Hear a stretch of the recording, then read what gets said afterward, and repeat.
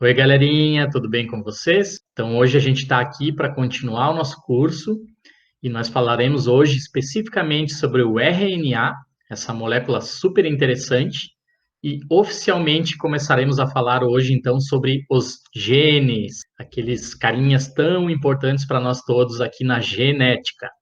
Então, vamos lá.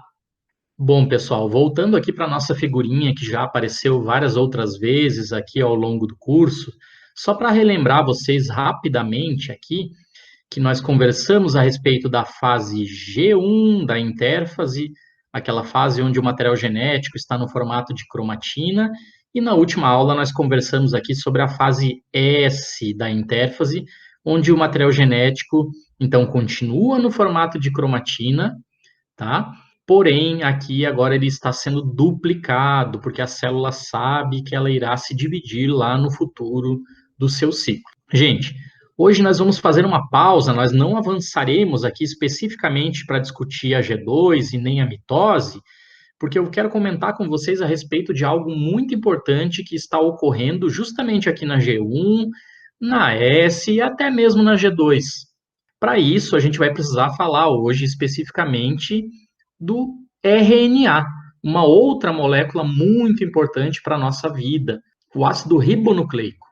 Gente, assim como nós começamos falando sobre o DNA, eu vou passar aqui rapidamente para vocês um pequeno histórico a respeito do RNA também, tá? O que vocês já devem imaginar qual é o momento histórico aqui, a gente volta lá para a década de 50, para os anos 50 do século passado, onde a gente já viu que em 1953 foi descoberta o formato da molécula de DNA.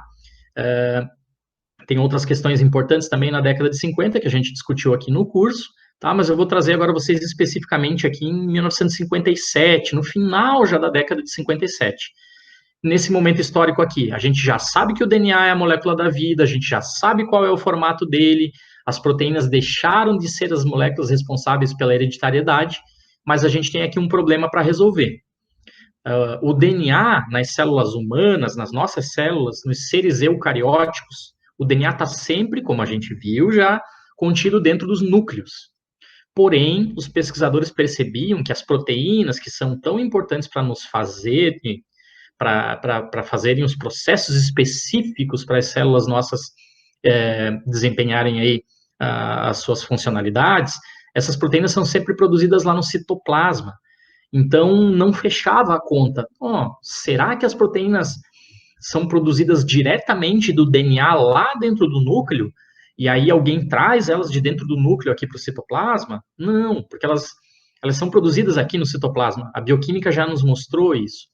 Nessa época, a gente nem entendia ainda como certinho elas eram produzidas, mas já se sabia que elas eram produzidas lá no citoplasma. O que sobrou de hipótese, então? Será que o DNA sai de dentro do núcleo e é levado lá para o citoplasma? Aí leem ele, fazem as proteínas, daí devolvem o DNA para dentro do núcleo? Era pouco provável que isso acontecesse. E experimentalmente a gente mostrou que o DNA não deve nunca sair de dentro do núcleo.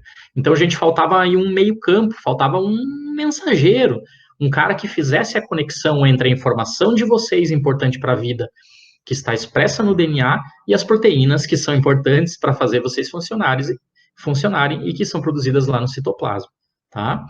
Quem demonstrou muito elegantemente quem era essa molécula intermediária foram Volkin e Astrachan, justamente em 1957, num experimento, de certa maneira, assim, bastante simples, que a gente chama de pulso e caça, tá? Assim, bem rapidamente, gente, porque não vamos entrar em tantos detalhes técnicos aqui, como é um vídeo, e não presencialmente na sala, eles marcavam, eles davam banho de uracil, de uracila radioativa em algumas células, tá? Porque eles já sabiam, é uma coisa que a gente vai discutir um pouquinho mais para frente, que o RNA tem uma basezinha diferente, ele tem uma uracil ou uma uracila que não está contida nas moléculas de DNA, tá? Então eles davam esse banho, esse pulso de radioatividade na célula, e o que eles observavam nela?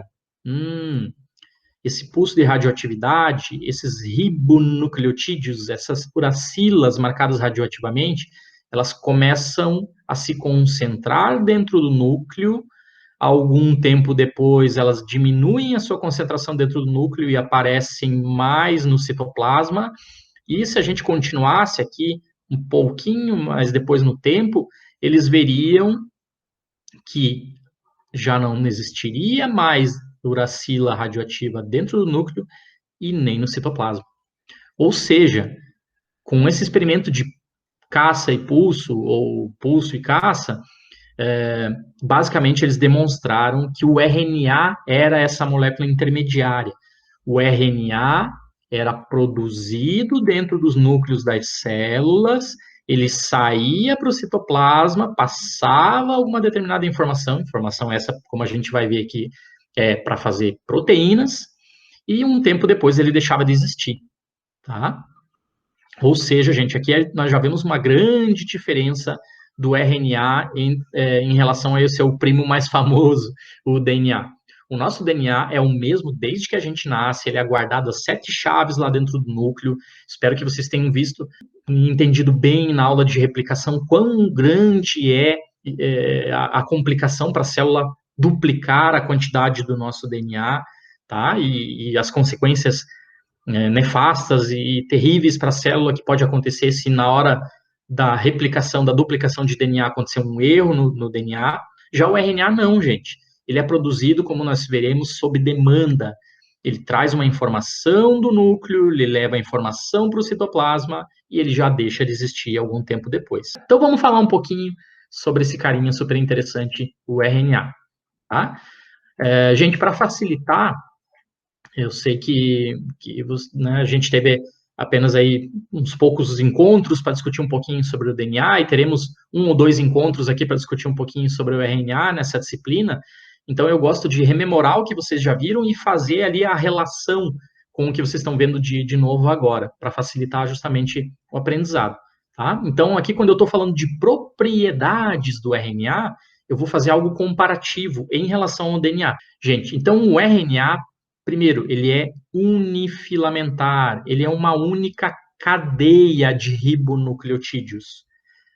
Aqui já tem uma grande diferença em relação ao DNA. Como vocês bem lembram, já estão craques, o DNA eram sempre 2 fitas de nucleotídeos. Uma molécula de DNA são 2 fitas, tá? Então seria bifilamentar, né, se a gente quisesse assim definir.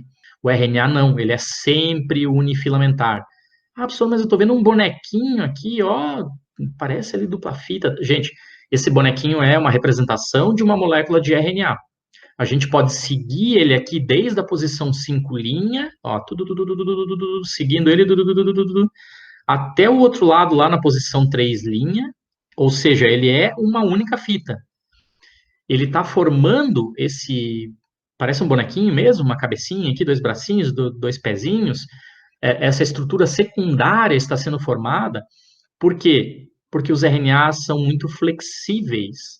Lembrem-se o mundo 3D, lembrem-se o núcleo das células, as células, o meio aquoso ali, aquilo tudo balançando, o RNA para lá e para cá, e de repente ele tem aqui uma regiãozinha, vamos chegar aqui, pegar esse pedacinho aqui, ó. Tem uma regiãozinha ali que ele tem guanina, guanina, guanina, e essa regiãozinha passa perto ali de uma outra região que tem citosina, citosina, citosina. O que acontece que a gente já viu quando uma purina passa perto de uma pirimidina, quando um C passa perto de um G, a cerveja gelada, olha lá, interações de hidrogênio entre eles, eles se estabilizam, certo? Então, pode sim ocorrer ligações, os RNAs podem assumir essas estruturas secundárias aqui. A gente vai ver mais para frente no curso que, aliás, para alguns tipos de RNA, essa estrutura secundária ela é extremamente essencial, tá? Mas lá naquele momento, quando vocês estiverem discutindo alguns tipos de RNA que têm estrutura secundária essencial para o seu funcionamento, se lembrem sempre, todos os RNAs nascem como uma cadeia simples e, dependendo da sequência deles, eles podem se dobrar entre eles. Certo? Vamos adiante aqui, então. RNAs sempre unifilamentares, pelo menos no seu nascimento, e eles são bastante flexíveis. Gente, por que eu já falei para vocês aqui ribonucleotídeos? O senhor não era nucleotídeos? Sim, nucleotídeos fazem a composição do DNA, tá? Aqui no RNA, o nome mais correto é ribonucleotídeos. Um ribonucleotídeo continua, como seu primo lá mais famoso, ele continua tendo um fosfato, ele continua tendo uma pentose e ele continua tendo uma base nitrogenada. Porém, a pentose, o açúcar, no caso do DNA, nós vimos aqui era uma desoxirribose, tá? Ó, lembram aqui? Carbono 5' é esse cara aqui, o carbono 3' é esse cara aqui. Então, aqui a gente tem a composição da pentose do DNA. Agora, aqui do lado, a pentose, o açúcar chamado ribose, que compõe a molécula do RNA. O que a gente tem de diferença? Olha lá. Tem o carbono 5', que aqui vai estar o fosfato atrelado, está aqui o carbono 3', aqui é o carbono, aqui o carbono 1', que vai estar ligado com a base nitrogenada, bonitinha. Mas olha aqui, gente, a diferença é só esse átomo. A gente tem uma hidroxila aqui no caso da ribose, e no caso da desoxirribose, a gente perdeu ali, tem uma reaçãozinha onde saiu um oxigênio. Então, essa única diferença química, esse único átomo ali, faz uma diferença grosseira para essa molécula desempenhar um papel ou outro. Então, essa é a segunda grande diferença aí entre RNA e DNA. Os RNA são compostos de ribonucleotídeos, porque a pentose deles, o açúcar, é uma ribose, não é uma desoxirribose, tá?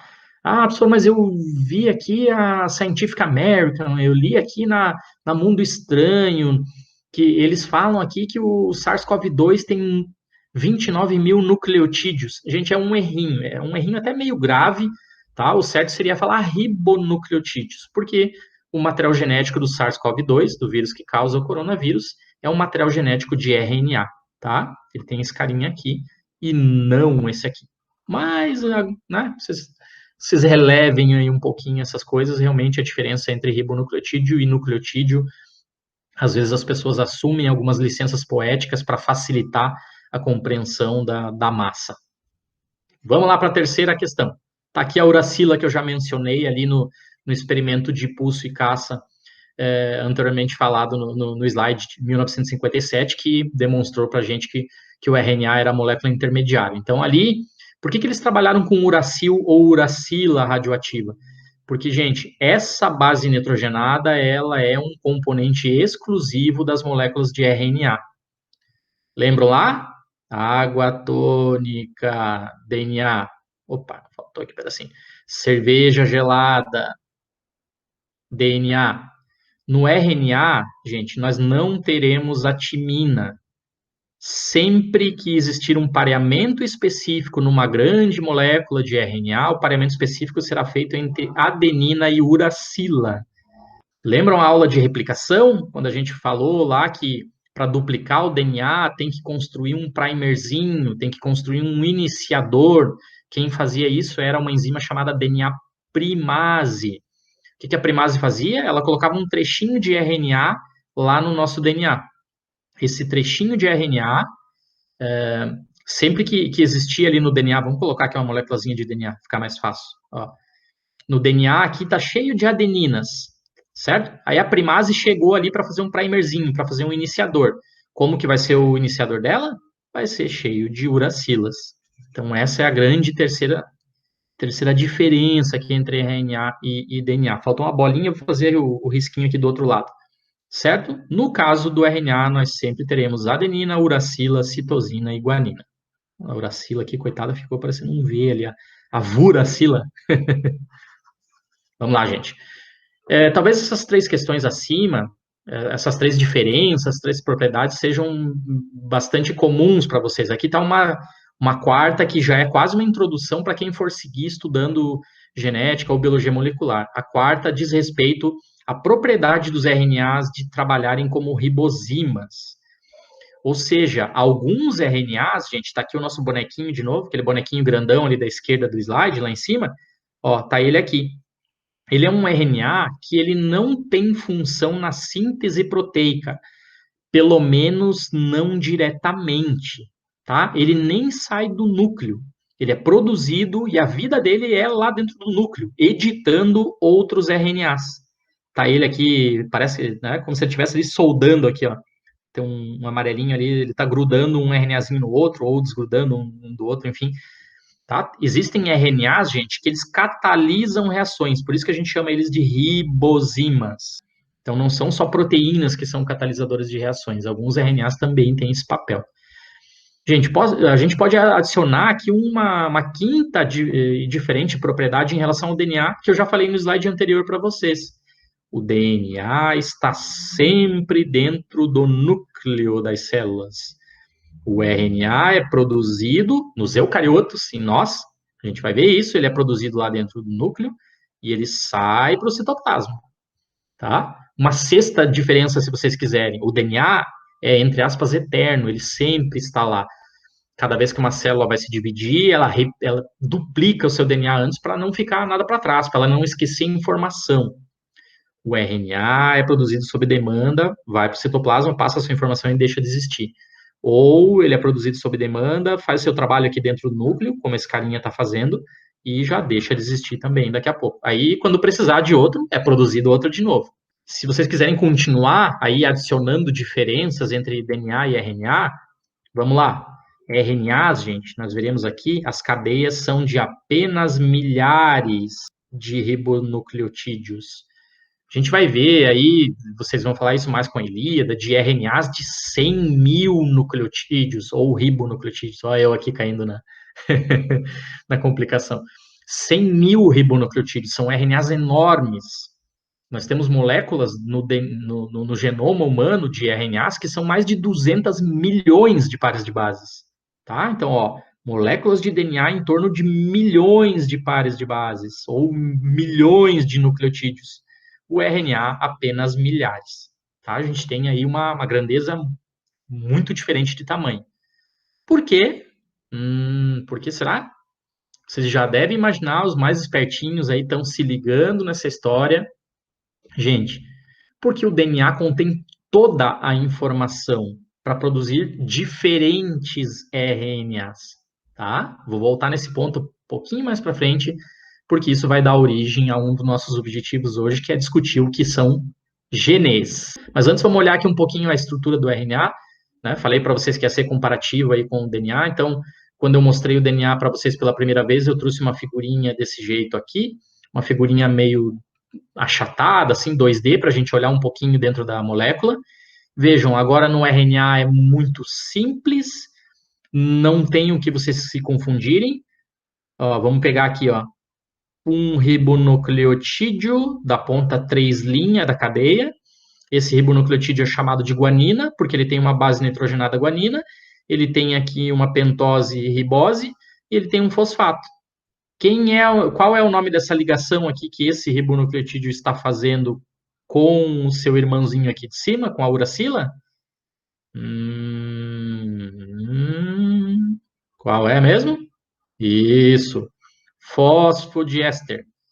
Então, gente, aqui no caso do RNA, pronto, simples. A gente vai ver qual é a enzima a enzima que monta o RNA. O que essa enzima faz? Ela basicamente vai juntar ribonucleotídeos fazendo uma ligação fosfodiéster entre eles. Tá? Aqui não tem aquela complicação que vocês têm lá no DNA. Ah, pessoal, mas aqui é a fosfodiéster, né? Não. Aqui eram as interações de hidrogênio. Fosfodiéster estava aqui. Tá? Então fica sempre essa dúvida no DNA. No RNA não vai ter esse problema, porque ele é uma cadeia unifilamentar. Ele é um empilhamento de vários ribonucleotídeos conectados por ligações fosfodiéster. Tá aqui, gente. Cadeia de polirribonucleotídeos. Tá? Quem faz isso, gente? Quem monta essas cadeias de polirribonucleotídeos, ou seja, quem faz os nossos RNAs? Tá aqui a menininha. Vamos começar pelo retrato mais feio dela aqui, mas que é o retrato mais fidedigno. A enzima chamada se a DNA polimerase era quem fazia os polímeros de DNA, quem faz os polímeros de RNA é a RNA polimerase, a prima dela. Tá, eu tô brincando com essa história de primo, tá, gente? Não vamos ficar pensando muito nisso. Mas, de certa maneira, assim, os estudos de filogenia mostram pra gente, filogenia molecular, mostram pra gente que as polimerases são muito parecidas, tá? Elas não têm aí, não é que uma deu origem à outra, elas são muito parecidas, mas elas surgiram duas vezes ao longo da evolução, tá? Elas têm dois papéis aí completamente diferentes. Isso aqui, para quem gostar depois de estudar a evolução, tem bastante coisa interessante, a gente pode bater um papo separado sobre isso, porque aqui entra muito na questão de como surgiu a vida nesse planeta, tá? A vida no nosso planeta, ela surgiu com RNA, que é uma molécula mais simples, mas não dura muito, e depois ela evoluiu para DNA, ou foi o contrário, surgiu com DNA, uma molécula mais estável, que guardava informação, e de repente precisou ali de um intermediário para ler ela, que aí seria o RNA, tá? E aí o pessoal pira bastante nisso aí, não é nosso objetivo agora. Então temos a fotinho aqui, a representação, né, de cristalografia da RNA polimerase aqui na direita, e eu vou trazer vocês aqui para a esquerda para o modelinho mais simples, que é aquele modelinho que aparece mais aí didaticamente nos nossos livros, tá? Então parece aqui um barquinho ou um ferrinho aí de passar roupa. Essa é a nossa RNA polimerase, gente.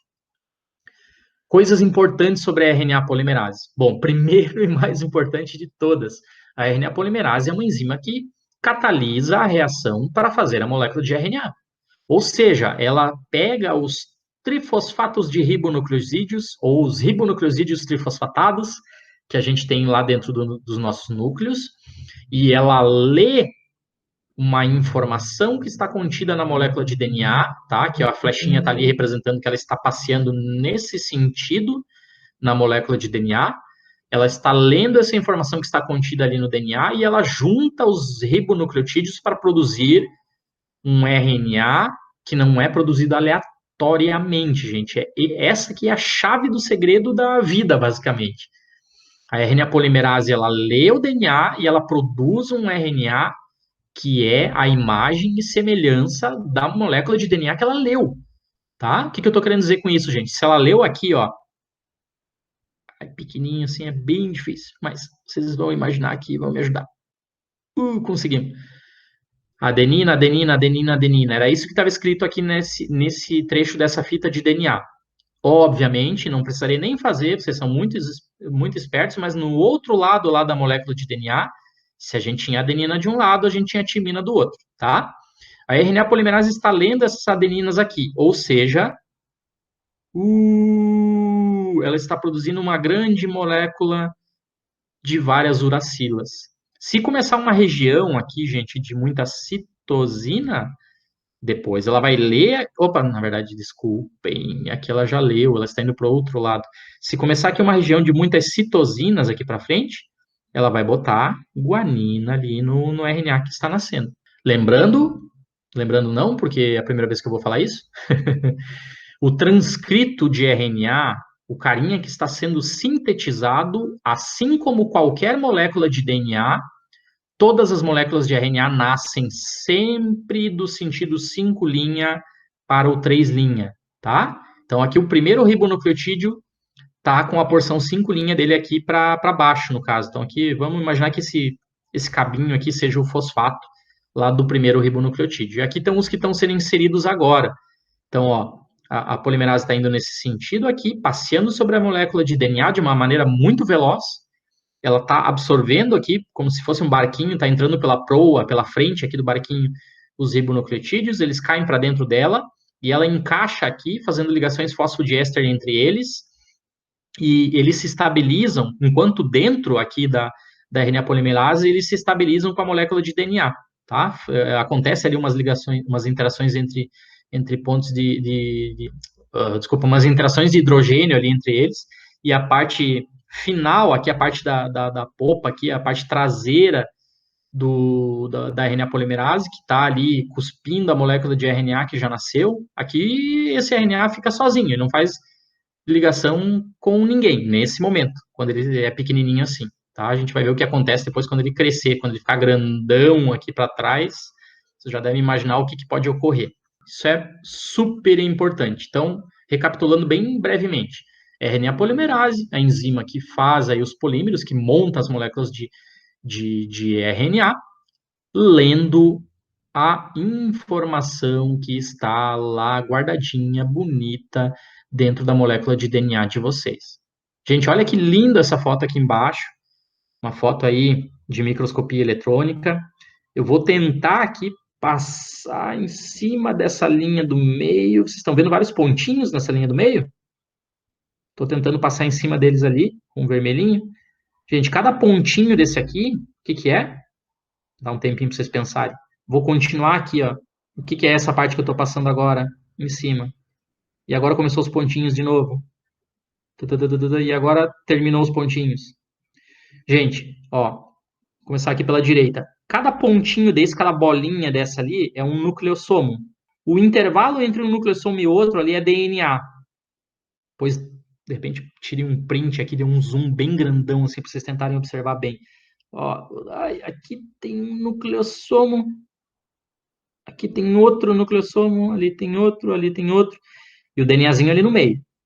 Ah, que legal, professor, mas aqui os nucleossomos estão mais constante, por isso que está mais escurinho? Não, gente, aqui cada bolinha dessa é uma RNA polimerase. Ela está lendo aquele trecho de DNA. Tem um engarrafamento de RNA polimerase aqui, ó. Essa menina aqui, ela está indo nesse sentido ali a todo vapor, já vem vindo outra RNA polimerase aqui atrás dela, correndo aqui nesse sentido a todo vapor também, tá? Por que que acontece isso? Por que que não damos espaço aqui para uma RNA polimerase passear por toda a molécula de DNA? Porque às vezes essa região aqui contém uma informação que é muito importante. A gente precisa de muita proteína daquela região nesse momento agora. Então, mandamos um monte de RNA polimerase lá para ler a informação que está no DNA e cada cabelinho desse aqui, gente, é um RNA nascendo.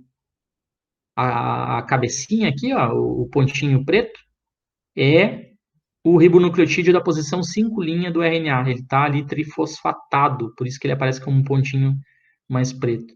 Então, cada RNA dessa, cada bolinha preta dessa está produzindo um cabelinho desse. E agora eu pergunto para vocês aqui, gente, onde a RNA polimerase começa o seu processo de transcrição, o seu processo de produção de RNA? Aqui ou aqui? Gente, esse aspecto de pinheirinho está nos mostrando uma coisa muito interessante.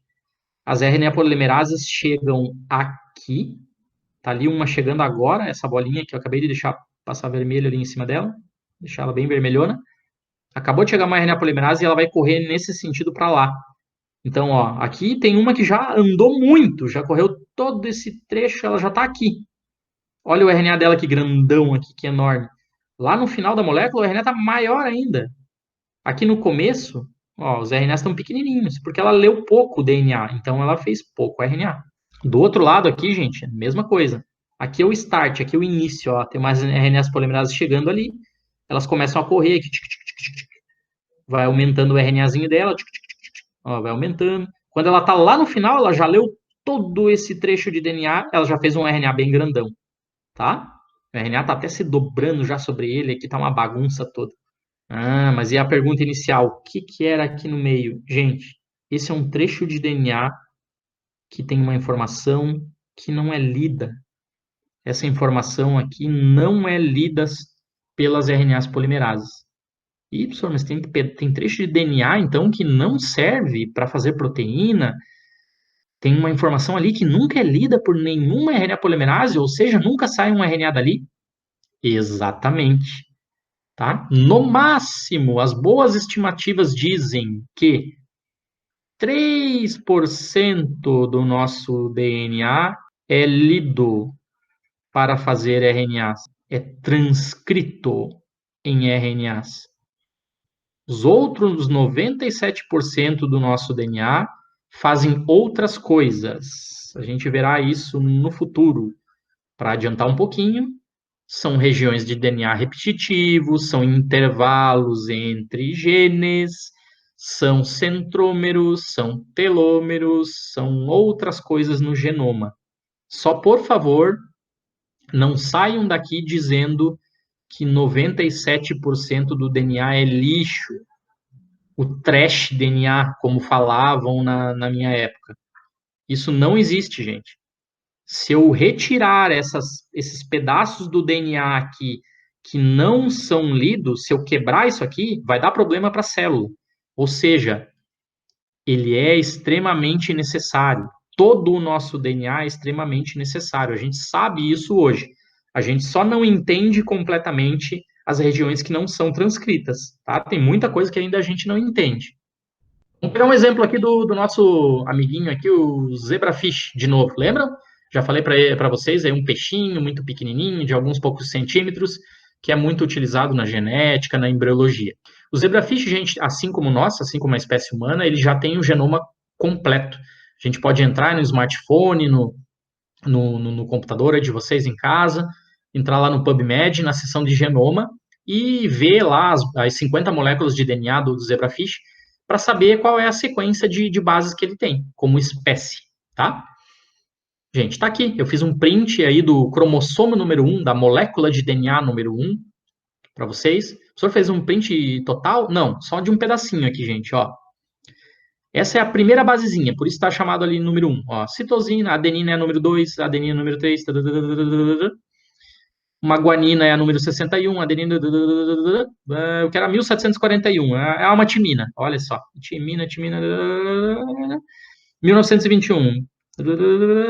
Professor, eu nasci em 1999, vamos ver aqui, ó, 1991, 2000, aqui, mas deve ser uma adenina, a base número 1999. Nesse slide inteiro aqui, a gente tem aí, ó, 2.821, 31, 41, 51, 60, 71 aí, mais ou menos, para arredondar. Não temos aqui nem 2.900 bases nucleotídicas. E já ocupou o slide inteiro de vocês e a letra está pequenininha ainda. Lembrem-se, essa moléculazinha de DNA tem cerca de 50 milhões de nucleotídeos. Ou seja, eu ia ficar passando slide aqui as próximas horas para vocês.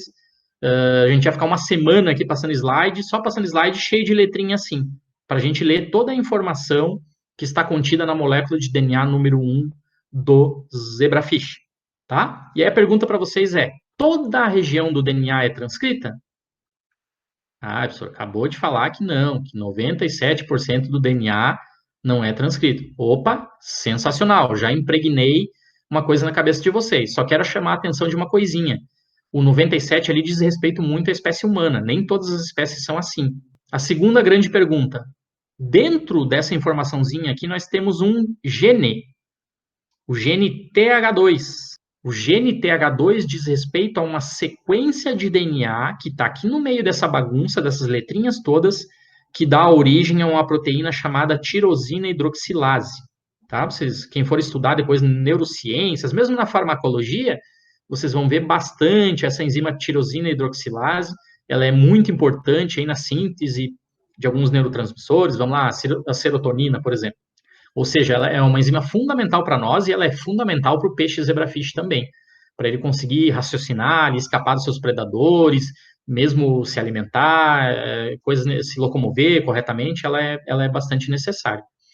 Mas, professor, eu só estou vendo um monte de letrinhas aqui, exatamente, né? Uma sequência aqui de TA, TA, TA, TA, GT, parece algo aleatório, parece que jogaram um monte de letrinha para cima e preencheram aqui a página. Então, gente, eu estou falando para vocês gene. Gene, então, é uma sequência que é lida no genoma? Sensacional, gente. Esse é o primeiro passo para definir o que é um gene dentro da genética molecular ou da biologia molecular. Um gene, eu não gostaria aqui de deixar uma definição para vocês decorarem e nem passar nenhuma definição de livro, porque se vocês forem até no projeto Genoma, vocês vão ver a coisa é bem complicada e usam palavras muito diferentes. Então, imaginem sempre o gene como sendo uma região do DNA onde ocorre um processo de transcrição. E a gente acabou de falar que essa transcrição ela só ocorre em pontos específicos do genoma. Vou voltar um pouquinho aqui no zebrafish. Aqui a nossa sequência da grande molécula de DNA. Vamos imaginar que o gene esteja por aqui. Estou chutando, tá, gente? Não sei aqui exatamente onde está. Essa regiãozinha aqui ela vai ser transcrita pela RNA polimerase. Só esse pedacinho aqui. Estou chutando, tá? Ó, então, essa informação foi transcrita. Isso aqui seria o gene TH2. O resto do DNA não é gene. Ah, professor, beleza, mas a RNA polimerase fica vindo aqui aleatoriamente, ela tenta aqui, depois ela tenta aqui, daí ela tenta aqui, ela fica tentando, até ela achar uma hora que ela acerta sem querer a informação que ela deveria transcrever. É assim. Não, gente, como eu brinco com vocês sempre, nós daríamos tela azul o tempo todo se fosse assim.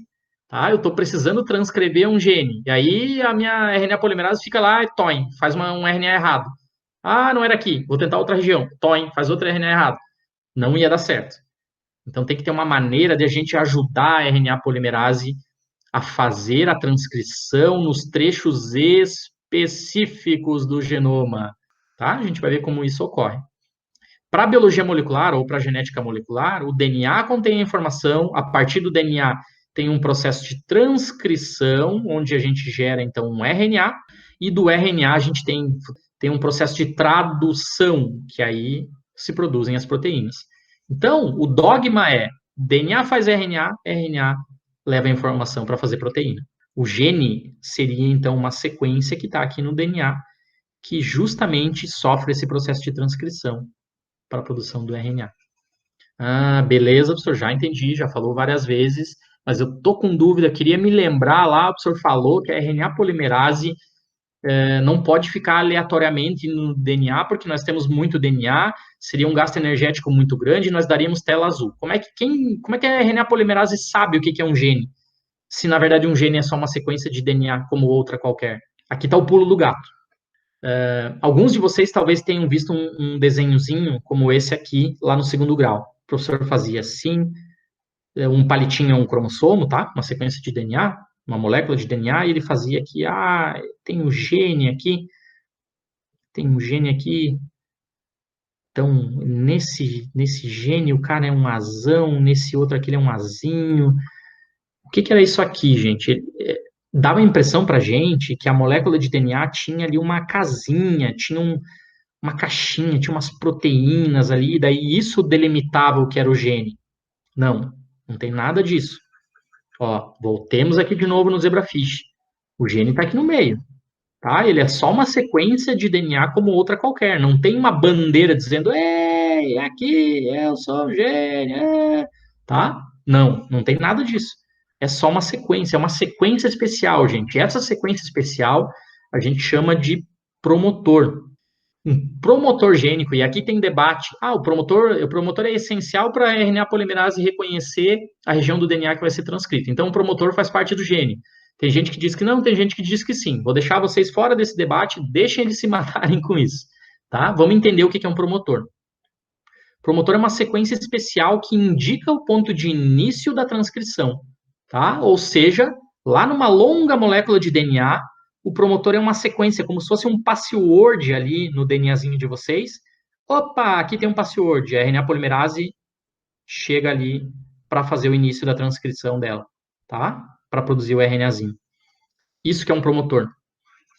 Nossa, professor, mas tô vendo aqui, o promotor indica, tudo bem, já entendi que ele é uma sequência, ele é tipo um password aí no nosso genoma, ele indica o início da transcrição, mas o que é o fator sigma? Forte, fraco, tudo. Gente, aqui já diz respeito à regulação gênica. Eu vou mostrar para vocês, a gente conhece bastante bem essa regulação gênica, ou seja, a regulação da expressão dos RNAs de vocês, a gente conhece isso muito bem nos procariotos, nas bactérias. Em seres humanos, a gente está engatinhando isso. Mas quem gostar, tem sempre artigos muito bons saindo nesse tema, e existem outras disciplinas, inclusive não só optativas, mas disciplinas de pós-graduação, que dizem respeito especificamente a discutir esse tema aqui, a regulação gênica. Bom, vamos lá então. Espero que vocês tenham entendido até esse momento. A RNA polimerase é quem faz o RNA, e ela precisa ler o DNA, e não é uma região aleatória, ela lê sempre a mesma região. Essa região é chamada de gene. Só que para ela saber que ela tem que ler aquela região, ela precisa de um promotor, tá? Então vamos ver aqui quem são os promotores.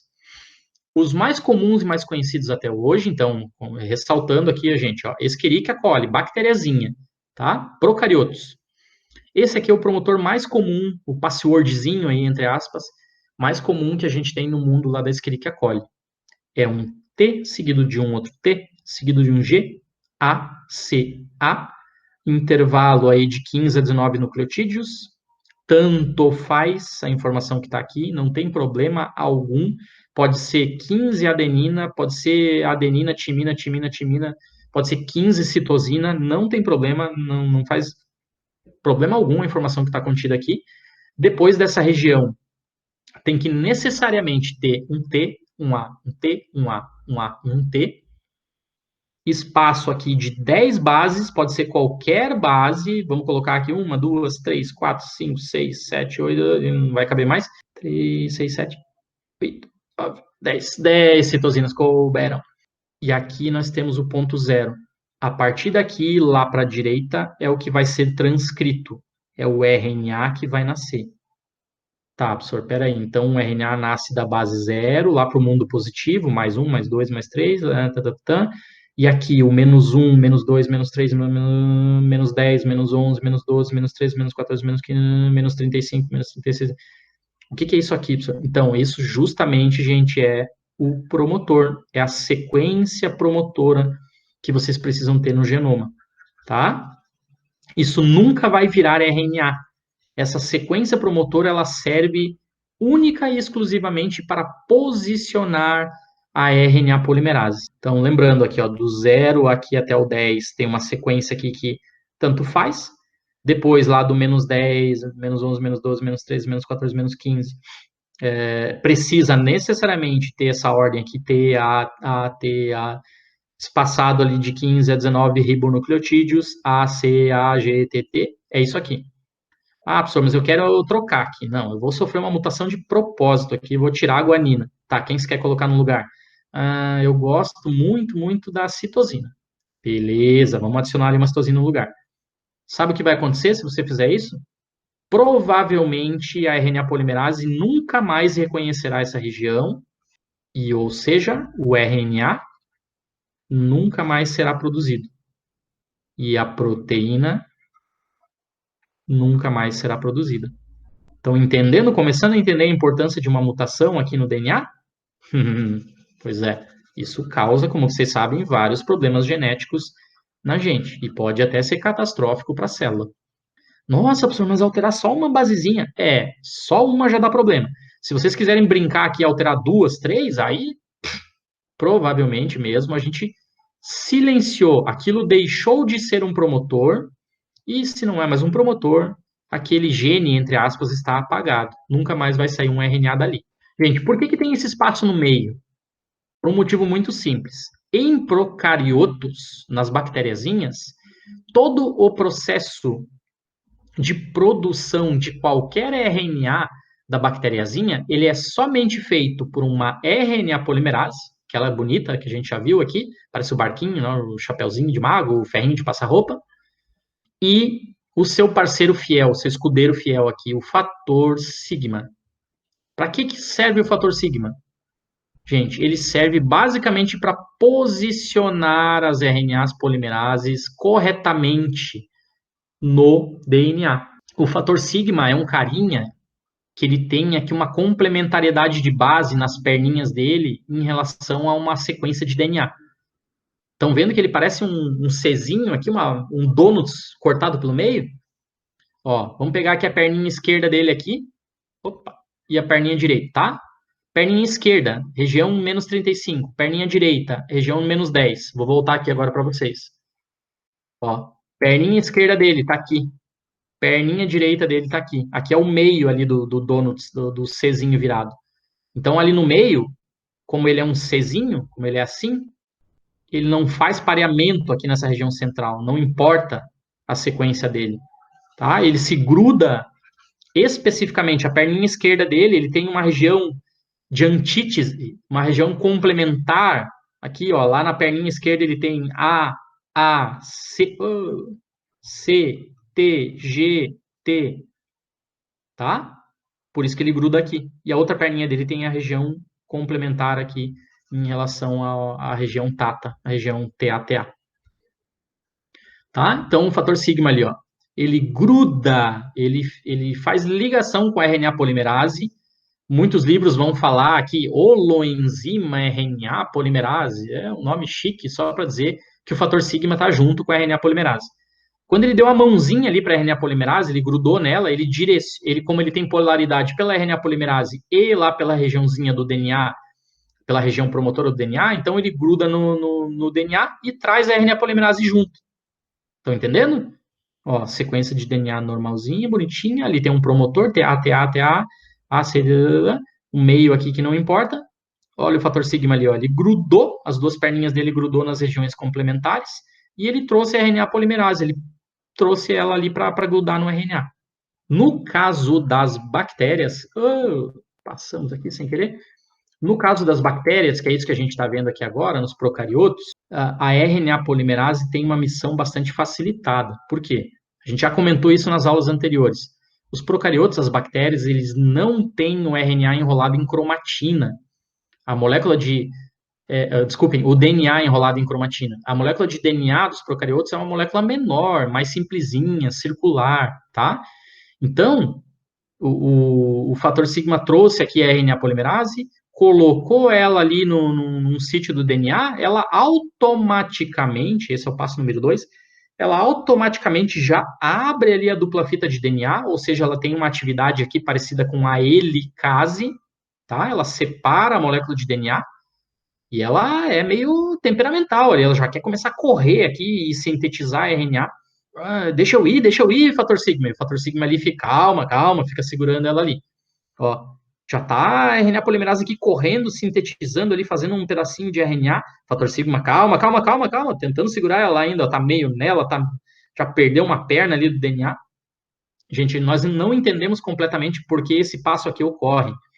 A RNA polimerase fica, ela faz vários arranques e sintetiza aí moléculas de RNA de até 10 pares, de até 10 ribonucleotídeos, tá? E ela dispensa, ela larga esses RNAzinhos aqui e aparentemente a gente não via funções para eles nas bactérias. A gente não via, tem gente tentando especular isso aí, achando função para esses carinhas pequenos aqui, tá? Mas não tem muita novidade para vocês a respeito disso agora nesse momento.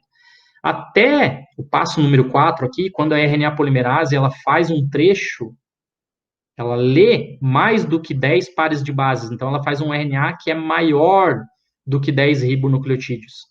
Aí o fator sigma não tem mais força para segurar ela, tá? Ele já escapou lá da região promotora e ela escapa dele, ele se dissocia, vai tentar encontrar um novo amor aqui, encontrar uma nova RNA polimerase para posicionar ela novamente lá na regiãozinha do DNA que a bactéria está precisando, tá? E a RNA polimerase aí, basicamente, ela vai correndo, tá aqui, ó, vai correndo com toda a velocidade na molécula de DNA, fazendo um RNA aqui que vai nascendo do sentido 5' para o sentido 3', sai correndo aqui, o RNA vai ficando tão grande, tão grande, tão grande, tão grande, que uma hora, vocês viram lá que ele é flexível, que ele pode ser complementar, então ele forma um grampo aqui, ele fica pesadão e ele escapa da RNA polimerase. Quando ele escapa da RNA polimerase, ela para de ler DNA, ela para de sintetizar RNA. Essa RNA polimerase pode encontrar um outro fator sigma, ou até mesmo o mesmo, o anterior, os dois se grudarem de novo, irem para o mesmo promotor gênico e reiniciarem o processo, tá? Gente, essa figura, depois deem uma olhada no livro, na versão mais nova, 2017, para ver como tá. Acredito eu que eles mantiveram a base dela, talvez trocaram as corzinhas, talvez fizeram uma figurinha um pouquinho mais bonita. Essa figura eu estou mostrando para vocês especificamente da versão 2010 do livro. Ela é sensacional porque ela resume todo o processo de transcrição em procariotos nas bactériazinhas em apenas 7 passos. Então vamos lá, vamos recapitular rapidamente, lembrando que vocês ficarem com dúvida, é só me chamar aí nas redes sociais. Fator sigma, que tem complementariedade por uma região de DNA, e também tem complementariedade pela RNA polimerase, então gruda-se a ela e gruda-se a uma região do DNA que nós chamamos de promotor gênico. Esse é o passo número 1. Então, ou seja, posicionou a RNA polimerase num determinado trecho de DNA. Passo número 2. A RNA polimerase tem atividade de helicase, ela separa a molécula de DNA porque ela quer começar a ler a informação que está ali já. Ela é impaciente, ela quer trabalhar. Mas o fator sigma está ali aderido, ainda segurando ela no ponto de partida. Passo número 3. A RNA polimerase começa a sintetizar pequenos fragmentos de RNA que vão ser dispensados, que aparentemente não têm um grande papel. Tá? Então ela corre ali para frente, que nem um cachorrinho quando a gente sai passear, e os cachorrinhos bravinhos, assim, o pincher, né? A gente tá ali com ele na coleirinha, ele tá ali pertinho da gente, e daqui a pouco ele vê uma canela lá, ele quer morder a pessoa, ele sai correndo ali. Opa, vem aqui, puxa ele de novo para perto da gente para não morder a pessoa. Né? O fator sigma fica fazendo mais ou menos isso aqui. Calma, RNA polimerase, calma. A RNA polimerase corre ali um pouquinho para frente, 9 ribonucleotídeos, fator sigma traz ela de volta, ela descarta ali o RNAzinho pequeno que está nascendo. Só que tem uma hora que o pincher vence essa corrida. O pincher escapa da coleirinha, vai morder a canela. A RNA polimerase, ela escapa aqui do fator sigma, ela faz um RNA maior que 10 pares de bases, então esse RNA não será mais deletado, ele vai continuar a ser transcrito. Então o fator sigma ficou sozinho na história agora, não está nem aderido ao DNA, não está mais aderido lá à RNA polimerase, a RNA polimerase saiu correndo aqui que nem uma louca para frente na molécula de DNA, esse fator sigma vai tentar encontrar outra RNA polimerase, caso a bactéria necessite disso. Passo aqui número 5, então, a RNA polimerase basicamente vai fazer uma grande molécula de RNA que nasce da posição 5' para a posição 3', de forma a complementar a informação que ela está lendo na molécula de DNA, tá? E o passo número 6, esse RNA cresceu tanto, ficou tão grande, que ele causou um arrasto para ela, ele causou um peso, ela não conseguia mais manter esse RNA preso dentro dela, porque a única coisa que mantinha esse RNA preso dentro dela eram aqui as interações de hidrogênio momentâneas, que ela ia fazendo conforme ela estava correndo aqui na molécula de DNA, tá? Então, esse RNA, que é o passo número 7, ele escapa da RNA polimerase, e no caso das bactérias, gente, ele escapa e ele já vem um ribossomo aqui, e já vai produzir a proteína, tá? As bactérias são muito eficientes nisso. Em nós, a gente vai ver, o tempo é muito maior e tem alguns outros passos aí para ocorrer no meio do caminho. Certo, gente? Então, uma dúvida que sempre vocês têm. A polimerase, ela tem um ponto de início bem demarcado, uma sequência de início de transcrição, mas o ponto final da transcrição, quando que ela para de sintetizar o RNA, ele não é muito preciso. Pode existir aqui, sim, uma variação no ponto final, tá? Ela pode fazer um RNAzinho um pouco maior ou um pouco menor, dependendo da situação, dependendo ali de quanto ela aguenta esse peso lá dentro dela. Vou chamar só aqui a atenção de um ponto bastante interessante em relação aos procariotos, as bactériazinhas, depois a gente volta mais aqui para o lado dos humanos, que é o nosso interesse principal. As bactériazinhas têm diferentes fatores sigmas para diferentes genes. Ou seja, ela associa muito habilmente cada uma das funções que ela tem com um determinado fator sigma, que leva uma RNA polimerase para regiões diferentes no genoma dela. Então, relembrando aí, eu brinquei com vocês lá nas primeiras aulas que vocês acordaram de manhã para assistir a aula de genética, fizeram ali um sanduichinho, ali um pão com queijo, ali com mortadela, e aí, pô, o sanduíche ficou grande, vou guardar um pouquinho, vou assistir a aula de genética, depois ali pelas 10 horas eu volto aqui para comer o outro sanduíche ou para comer a metade daquele sanduíche que eu preparei agora. E tocaram imediatamente lá o sanduíche na geladeira. O que vai acontecer? As bactériazinhas que virem ali no pão, no queijo, na mortadela, elas estavam vivendo ali com vocês a 28, 22, 23 graus, não sei quanto estava a temperatura no momento, mas elas foram instantaneamente colocadas na geladeira de vocês ali a 1 positivo, a 2 positivos, 2 graus positivos, tá? Isso se vocês não jogaram no freezer ainda o sanduíchezinho.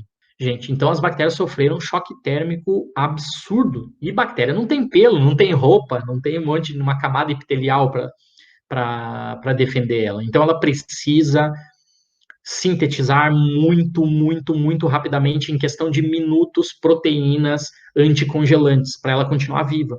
Ou seja, você submeter uma bactéria a um choque térmico absurdo. Quem que vai entrar em resposta aqui? Esse fator sigma, o 32, ou esse outro aqui, o E. Se a bactéria tem uma carência de nitrogênio, não é um problema de fazer síntese de proteínas anticongelantes, o problema agora é outro. Está faltando nitrogênio, ela precisa se dividir em duas, ela precisa sintetizar DNA, mas para sintetizar DNA, ela tem que ter nucleotídeos, e nucleotídeos precisa de nitrogênio para fazer eles. Então, é outro fator sigma que vai entrar na jogada, tá? Para levar a polimerase para outra região do DNA, para outro gene. Esse é o mundo fantástico das bactériazinhas, dos procariotos. E tem muito mais coisas fantásticas nelas. Uma das quais está aqui também, gente. A velocidade de atuação das RNAs polimerases na fase de alongamento ou de extensão. Quando ela está produzindo, aqui, ó, fase de alongamento ou de extensão. Quando ela está produzindo aqui o RNAzinho, tá? Em nós, gente, temos aqui uma velocidade mais ou menos de leitura da nossa RNA polimerase de 20 ribonucleotídeos por segundo. Em procariotos, a gente tem aqui RNA polimerase de 50 ribonucleotídeos por segundo ou velocidades até maiores, tá? Então, de novo, as bactérias têm que responder muito rapidamente para se manterem vivas. E o DNA delas não está enrolado em cromatina, tá? Não existem nucleossomos.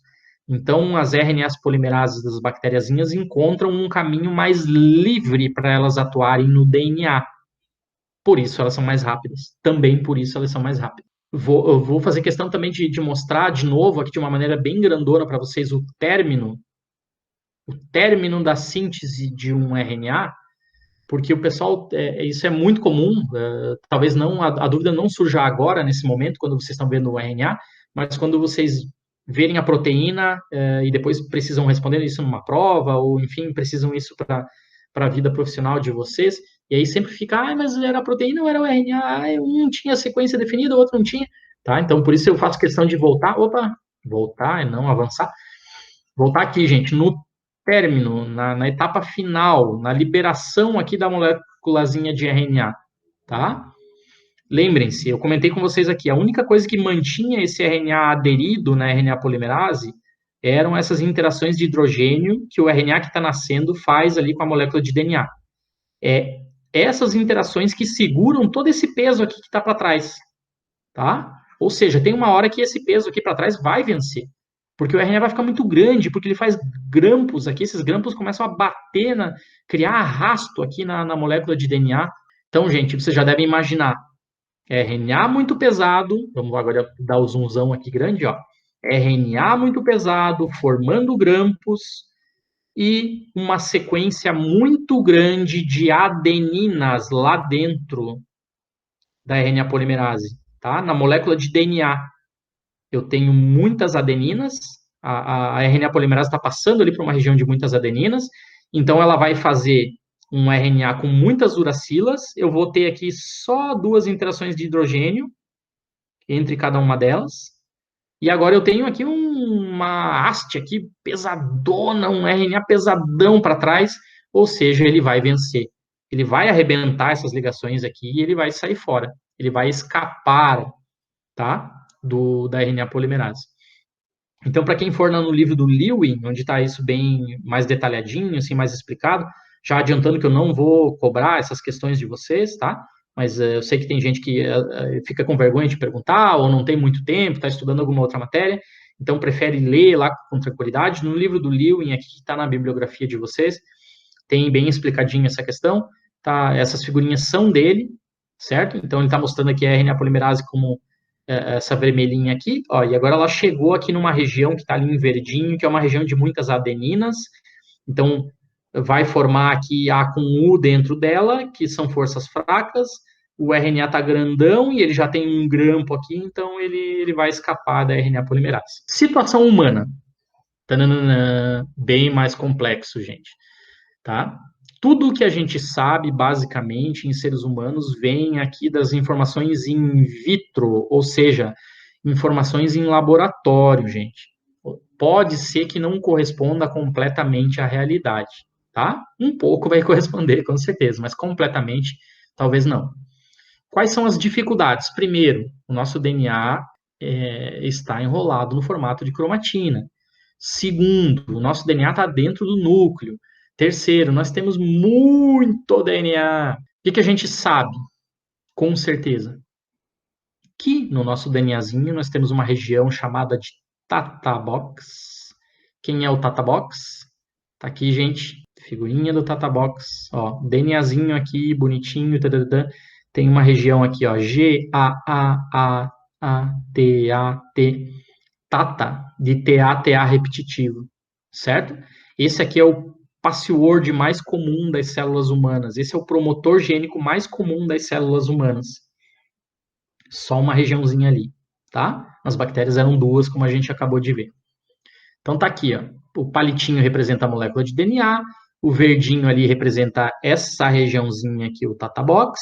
Tá ali o Tata Box, tem um espaço aqui, ó, então menos 25, menos 24, menos 23, menos... tanto faz, posso ter qualquer sequência nucleotídica aqui, e o ponto zero ali, o início da transcrição, tá para cá. Então é aqui que a RNA polimerase vai ler e vai fazer a moléculazinha de RNA. O que está para trás ali nunca será transcrito, é só a região de ancoragem, é o promotor gênico que vai ajudar a trazer a RNA polimerase aqui, tá? Então, a gente acabou de falar de procariotos, era bem fácil. Tinha lá o fator sigma e a RNA polimerase. Aqui, gente, em seres humanos, em nós, em eucariotos, tem uma enormidade de fatores de transcrição e de proteínas acessórias, tá? Então, vocês vão ver um monte aqui nessa figurinha excelente do Alberts, da edição 2010, vocês vão ver um monte de TF, Transcription Factor, tá? Fatores de transcrição. Gente, então, Tata Box, DNAzinho, já sei, professor, beleza? Quem que é esse verdinho aqui que está chegando? Esse verdinho é essa menina aqui, a TBP, a Tata Binding Protein, ou seja, a proteína de ligação ao Tata Box. Ó, ela está inteirinha ali, beleza? Em verdinho aqui.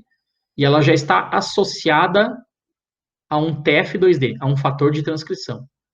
Então, é o primeiro fator de transcrição, não vou ficar detalhando aqui o papel específico de cada um deles, para não fazer vocês pirarem muito aqui nessa história toda, tá? Mas o importante é saber que a TBP, ela tem uma região de homologia à região do Tata Box, tá? Ela é uma proteína que tem ali uma regiãozinha onde gruda justamente no TA repetitivo ali. Ó, então, grudou ali a TBP na região do Tata Box e trouxe junto o TF2D. Esse TF2D é importante para fazer com que o núcleo, a região que será transcrita, atraia um outro fator de transcrição chamado TF2B. Então, ó, chegou ali o TF2B, se grudou ali junto. E agora está pronto, professor. Beleza, já pode trazer a RNA polimerase. Ainda não, uma coisa bem mais complexa. Para a RNA polimerase, a gente ainda vai precisar a chegada de um fator de transcrição TF2E. Chegou lá, o TF2E, está ali ele bonitinho. O TF2H, esse é super importante. Ganha uma estrelinha ali daqui a pouco.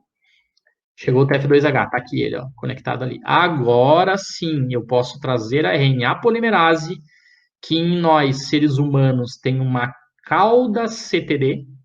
Ela tem aqui um domínio C-terminal, que são 52 repetições de 7 aminoácidos, tá? Não precisam decorar isso. Só saibam, a RNA polimerase é uma proteína constituída de aminoácidos, ela tem uma cauda na situação em nós, em seres humanos. Beleza, professor? Tranquilo. A RNA polimerase vem sozinha, vem com fator sigma ali, como é que é? Não, não temos mais fator sigma. Aqui é a situação de eucariotos, em humanos.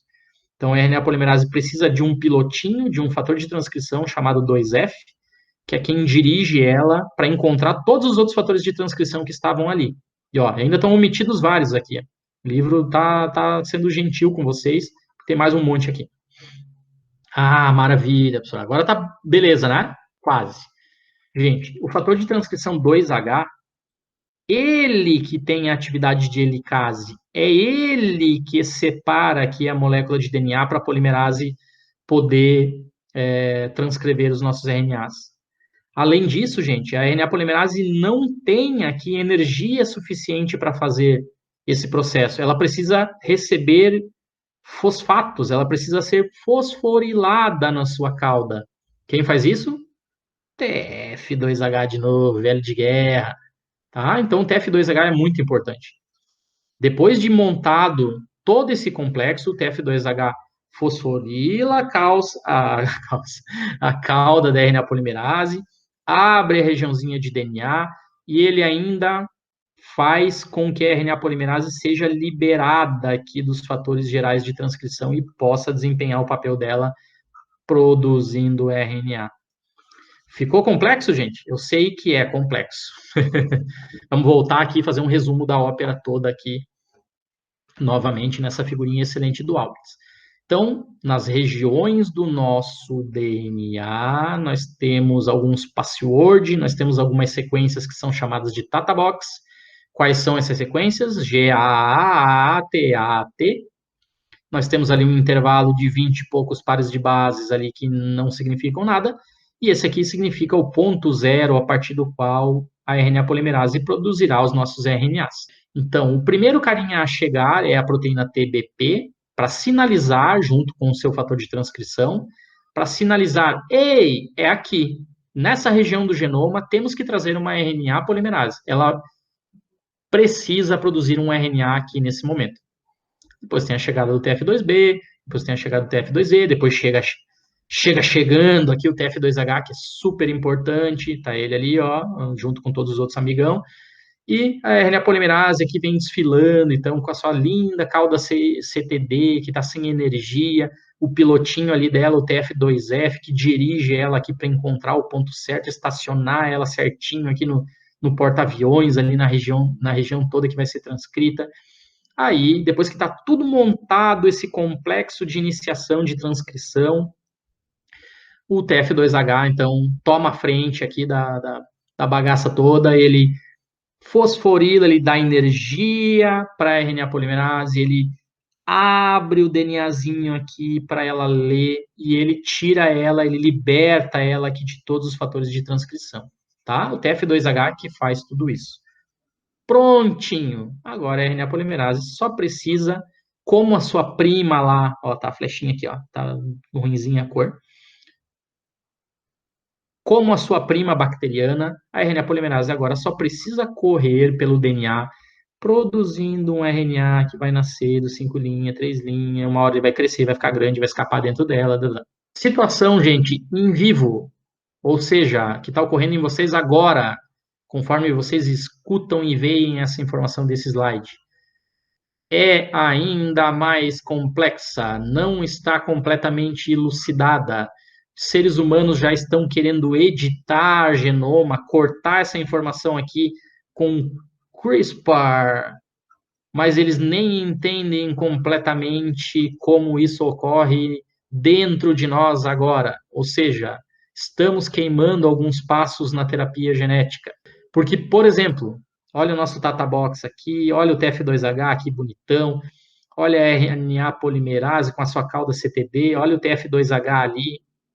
O que a gente sabe que, na verdade, no mundo real tem que existir?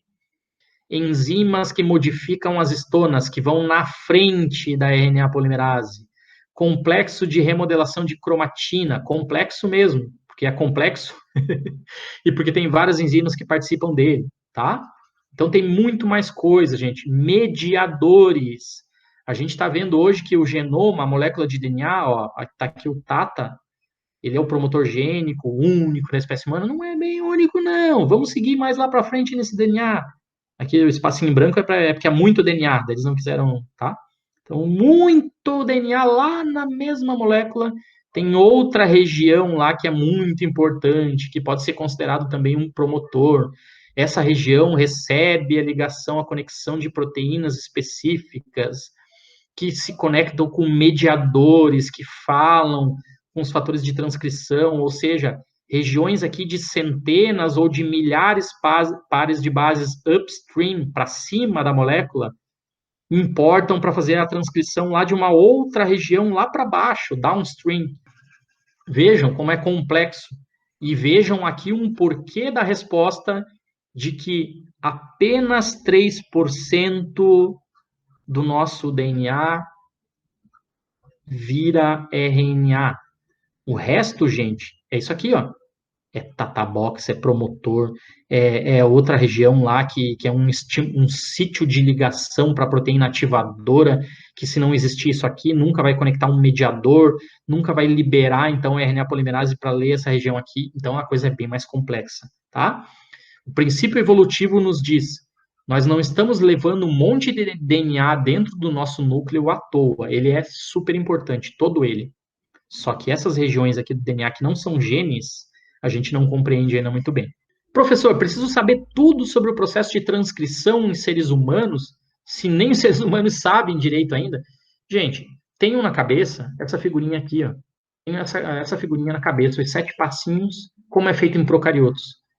Vocês entendendo em procariotos na bactéria, mais ou menos vocês já vão imaginar que em seres humanos é isso aqui, só que muito mais complexo, com a adição de fatores de transcrição, complexo remodelador de cromatina, tá?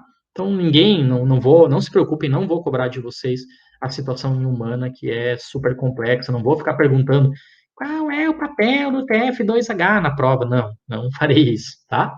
Gente, parte final dessa aula, então, só para arredondar aqui, coisas super importantes para vocês. Vocês devem imaginar, essa é uma disciplina de genética, então genes são muito importantes para nós.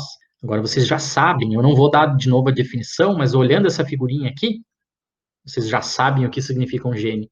Ainda mais que está a legenda aqui para ajudar o que significa esses 2 palitinhos. Nessa figurinha, nós temos então 2 genes. Um deles é chamado gene A, outro é chamado gene B.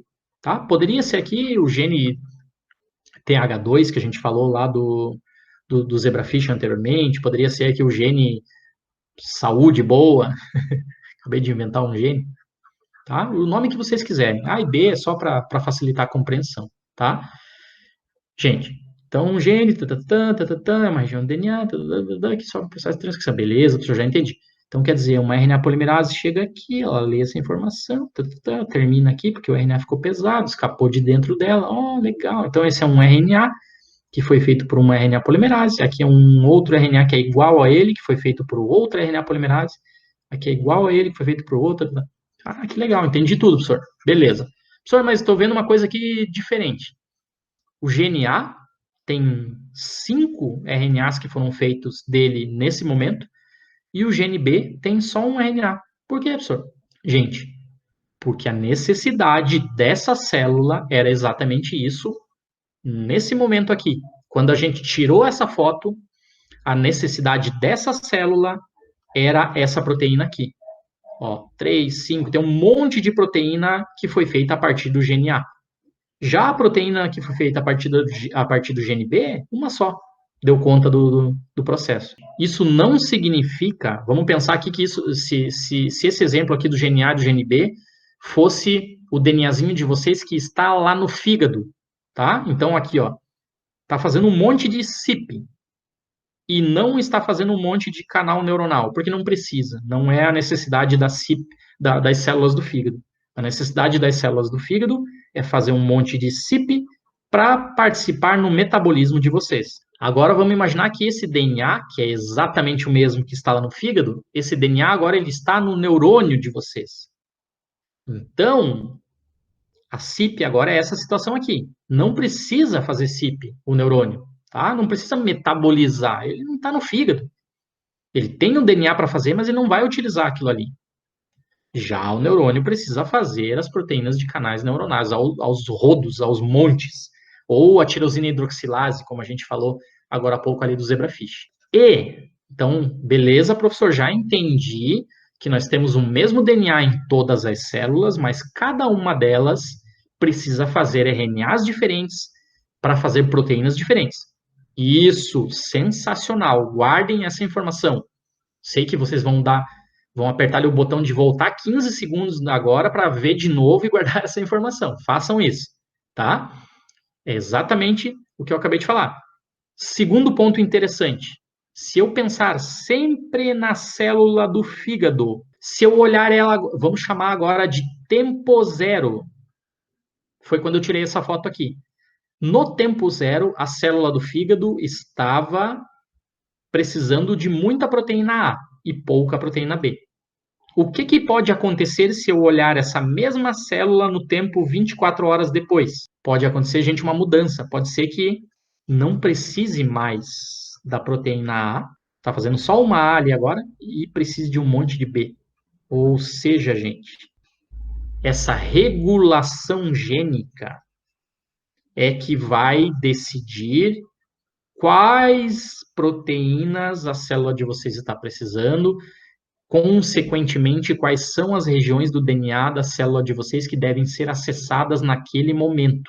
Os nossos genes podem ser expressos sobre diferentes taxas a cada momento. Se vocês começarem a treinar muito corrida aí na beira-mar, depois que passar o período da pandemia, vocês vão começar a fazer uma determinada exigência para as células de vocês. Genes que estavam sendo transcritos com uma taxa muito baixa vão aumentar. Outros genes que estavam sendo transcritos com uma taxa muito alta podem diminuir. Isso é a segunda coisa super importante desse slide. De novo, clica no botãozinho do 15 segundos para trás e escuta de novo essa informação para ficar bem fixado. Chegando realmente no finalzinho, gente, só para arredondar aqui mais uma coisinha bem interessante. Ó, de novo aqui o nosso DNA da Escherichia coli, da bactériazinha, tá?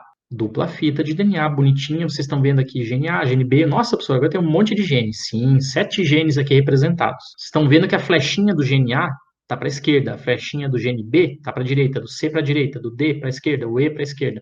Por que isso ocorre? Gente, porque cada gene, se ele é uma molécula de DNA, ele tem 2 fitas de DNA.